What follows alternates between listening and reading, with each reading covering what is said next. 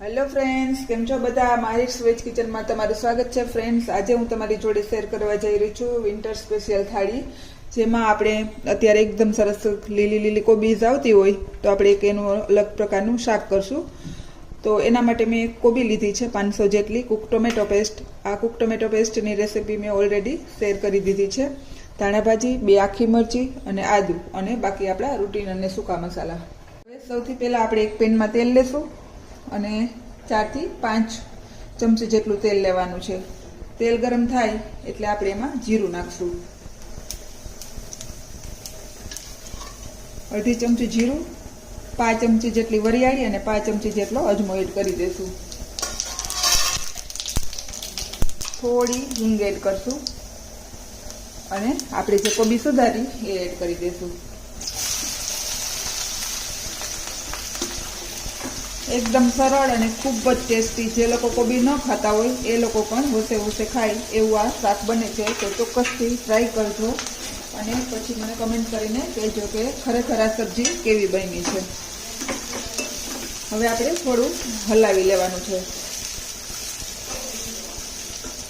આ સ્ટેજ ઉપર આપણે મુઠ્ઠી ભરીને ધાણા ભાજી એડ કરશું. ધાણા ભાજીને આપણે 2 થી 3 વખત એડ કરી છે. તમને ખબર જ હશે કે હું મારી બધી સબ્જીમાં ધાણા ભાજીને 2 થી 3 વખત એડ કરું છું. તો આ રીતે થોડું આમાં હલાવી અને ધાણા ભાજીને મિક્સ કરી દેવાની છે. એકદમ રૂટીન મસાલામાં બનશે અને સબ્જીનો ટેસ્ટ એકદમ સરસ આવે છે. તો ચોક્કસથી બનાવવાની ટ્રાય કરજો. હવે આ સ્ટેજ ઉપર આપણે શેકેલા જીરાનો પાવડર એડ કરવાનો છે. આનાથી ટેસ્ટ ખૂબ જ સરસ આવે છે. 2 ચમચી ધાણા જીરું પાવડર એડ કરશું. 1 ચમચી શેકેલું જીરું અને 2 ચમચી ધાણા જીરું, 2 ચમચી કાશ્મીરી લાલ મરચું. એ તમારા તીખાસ મુજબ બધું ઓછું કરી શકો છો.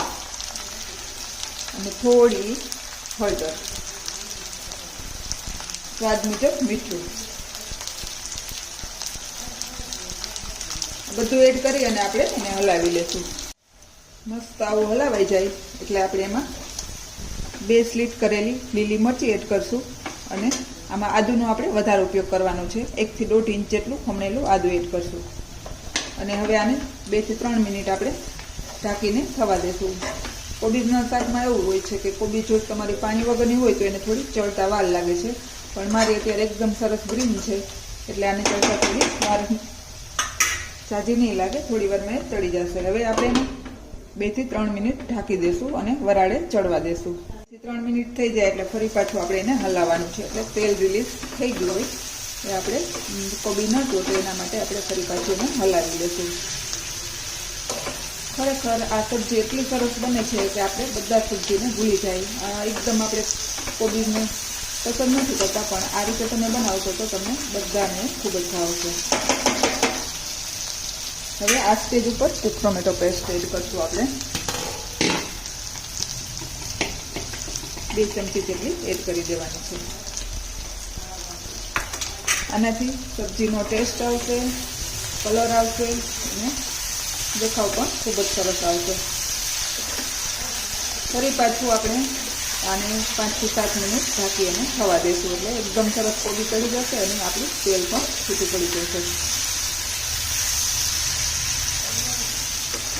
પાછું 5 મિનિટ આપણે એને ઢાંકીને થવા દઈશું. ફરી પાછી 5 મિનિટ થઈ ગઈ છે અને આપણું તેલ એકદમ સરસ રિલીઝ થઈ ગયું છે, તમે જોઈ શકો છો. તો હવે આપણી સબ્જી છે એ સરસ એવી ચડી ગઈ છે. હવે પાછી આપણે થોડી ધાણા ભાજી એડ કરશું. તો એકદમ સરસ જલ્દી બની જાય અને ખૂબ જ ટેસ્ટી એવી આપણી સબ્જી બનીને રેડી છે. હવે આપણે બીજી રેસીપી કરશું. આ સબ્જીને આપણે નીચે ઉતારી લઈશું. મસાલા ઓનિયન બનાવશું. એના માટે 3 ડુંગળી લીધી છે સુધારીને અને 1 ચમચી એમાં આપણે લાલ મરચું પાવડર એડ કરશું. એ પણ તમારા ટેસ્ટ મુજબ તમે વધુ ઓછું કરી શકો છો. સ્વાદ મુજબ મીઠું એડ કરી દઈશું. થોડું તેલ એડ કરશું. થોડી ધાણા ભાજી એડ કરશું. ધાણા જીરું અડધી ચમચી જેટલું, 3 ચમચી જેટલા 3 ટીપા જેટલા આપણે લીંબુના રસ એડ કરશું. સ્વાદ મુજબ દળેલી સાકર અથવા ખાંડ આ બધું એડ કરી અને એકદમ આપણે હાથેથી ડુંગળીને એકદમ સરસ આવી રીતેથી મસળી લેવાની છે, જેથી કરીને એનો રસ છે એ બધો મિક્સ થઈ જાય અને બધા મસાલા છે એમાં સરસ ભળી જાય. આ રીતે મિક્સ કરી અને લાસ્ટમાં આપણે ઉપર થોડી હિંગ એડ કરી દઈશું.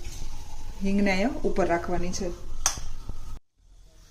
તો ફ્રેન્ડ્સ, તૈયાર છે મારી વિન્ટર સ્પેશિયલ થાળી. જો તમને મારી આ રેસીપી પસંદ આવે તો લાઈક કરજો, શેર કરજો અને સબસ્ક્રાઈબ કરવાનું ભૂલતા નહીં. Thank you, by.